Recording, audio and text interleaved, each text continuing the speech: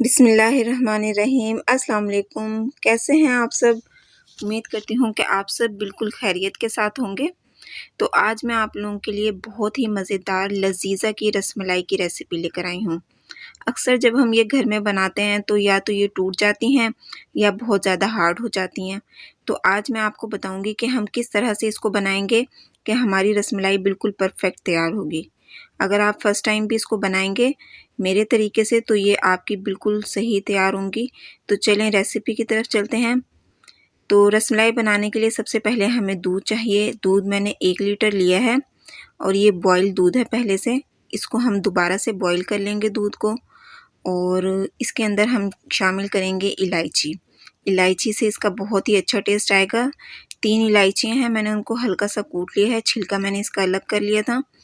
ये शामिल कर देंगे इसमें और आधी प्याली हम इसमें शामिल कर देंगे चीनी।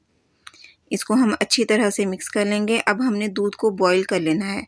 अगर आप कच्चा दूध भी लें तो भी कोई मसला नहीं है, आप उसको बॉईल कर लें। अगर पहले से पका हुआ दूध ले रहे हैं तो भी आपने उसको बॉईल करना है।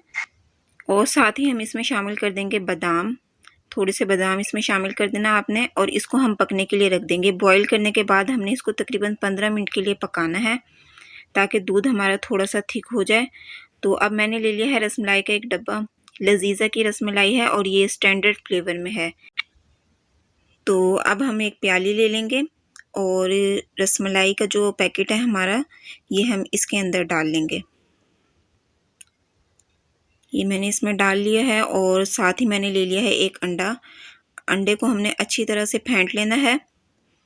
ये पूरा अंडा हमें इसमें शामिल नहीं करना, हमें सिर्फ 5 टेबलस्पून इसमें शामिल करना है। ये देखें, ये आपने सिर्फ 5 टेबलस्पून इसमें शामिल करना है। ये मैं भर कर नहीं ले रही, थोड़ा सा कम है इसलिए मैं 5 शामिल कर रही हूँ, वरना आप इसमें 4 टेबलस्पून भी शामिल कर लें। और 2 टेबलस्पून हम इसमें शामिल कर देंगे घी।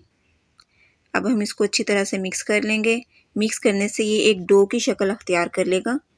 ये देखें, ये हमारा मिक्सचर तैयार हो चुका है।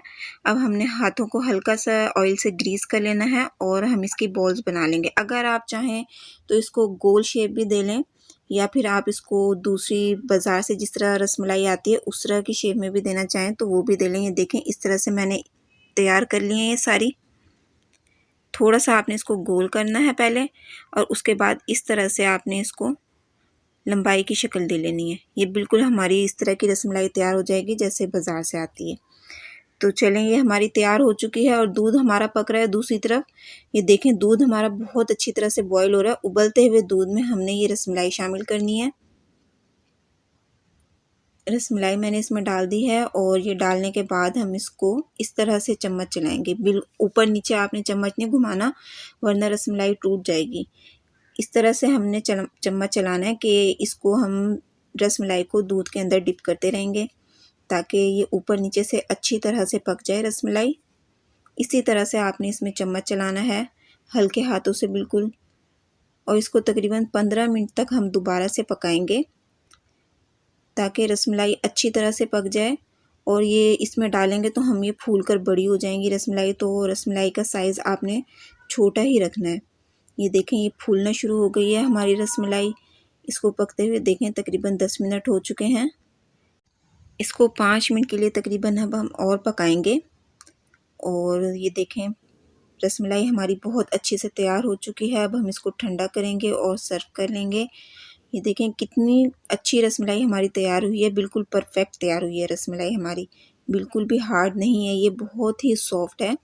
एक्चुअली ये मैंने बनाई है अपने गेस्ट के लिए, मेहमानों ने हमारे आना था, तो वरना मैं आपको इसको तोड़ कर दिखाती कि ये बिल्कुल नरम तैयार हुई है रसमलाई।